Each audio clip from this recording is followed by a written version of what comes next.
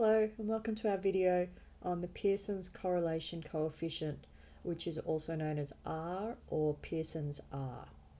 Remember from our previous video that when you are describing scatter plots and you find that there is a pattern of some sort in the scatter plot, you must go on to mention the direction of the pattern, positive or negative, the outliers, if there are some, then you say possible outliers or no outliers. The form, is it linear? Does it go in a straight line or non-linear, curved line? And the last point is the strength, and that's the one we're going to be talking about in this video. Pearson's R, or Pearson's correlation coefficient, will tell us how strong the relationship is. So it will tell us how close we are to a perfect line with our data. The values of R show how strong the relationship is. If the points lie exactly on a straight line like these ones do, we call it a perfect linear association. And the value for Pearson's R for this one, this is a negative linear association, so the value is -1.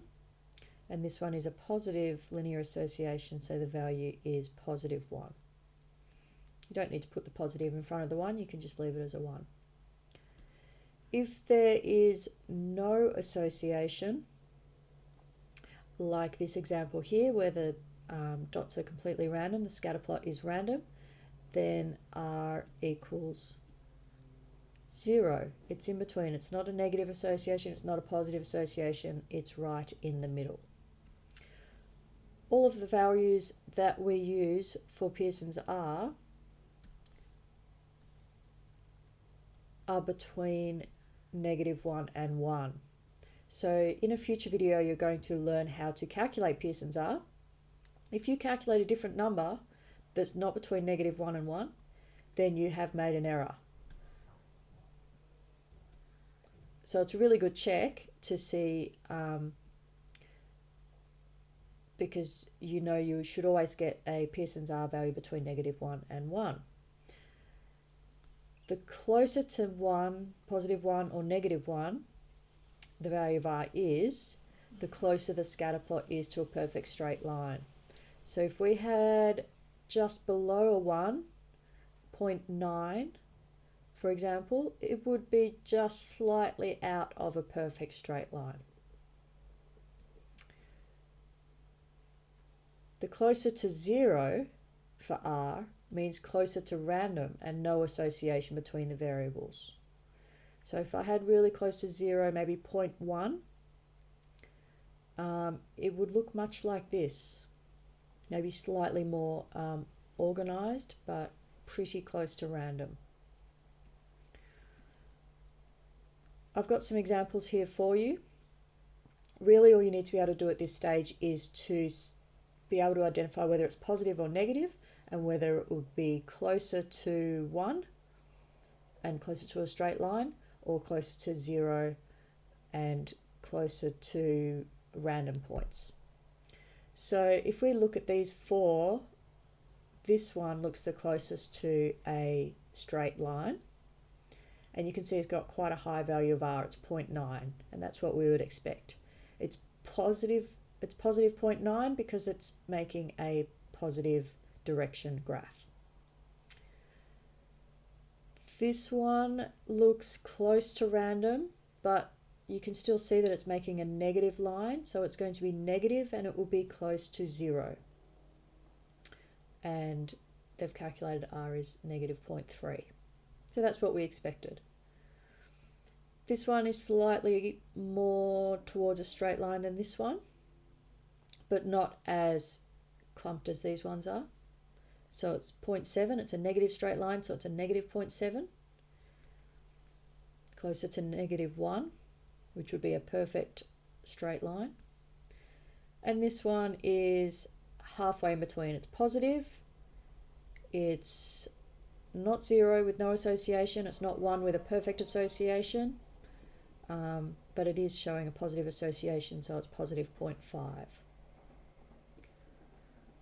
Do keep in mind the number line that I've drawn for you here if you need to draw it in your book so you are clear about the numbers between -1, this is -1.0, and positive 1.0. 0 is right in the middle.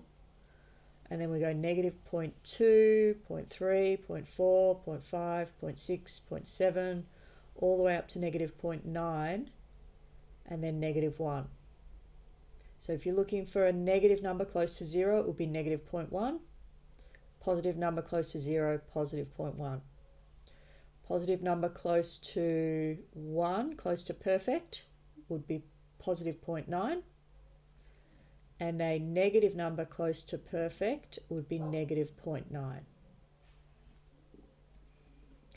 When you know the value of R, which you will learn to calculate yourself in another video, you can classify the strength of the relationship as weak,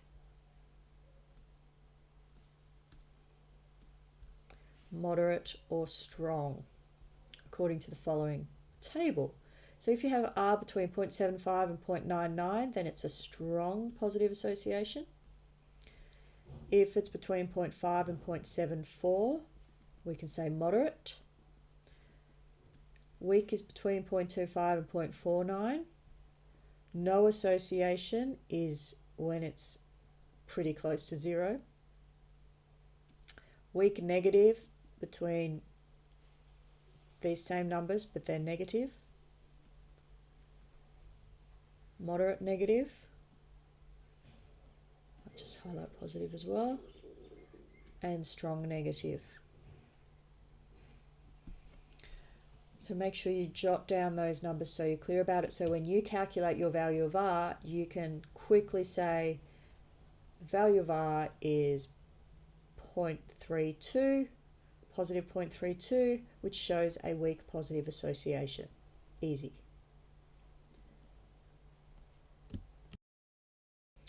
A word of warning: if you use the value of the correlation coefficient as a measure of the strength, then you are assuming that, and you should have already checked that the variables are numeric. Now, you wouldn't be even creating a scatter plot if the variables weren't numeric, but it's just worth saying this in case you've forgotten. You're assuming that the association is linear. If it's a non-linear association, you cannot use Pearson's R as a measure of the strength. And we're also assuming that there are no outliers in the data that you have. So if you have one of these things missing, you cannot use Pearson's R as a measure of the strength of the association. You can't use these numbers here. If you do use Pearson's R and you don't have one of these things, particularly outliers, so it says here if there are outliers present, then you can get a misleading indication. So the outliers can bump it up and make Pearson's R look really,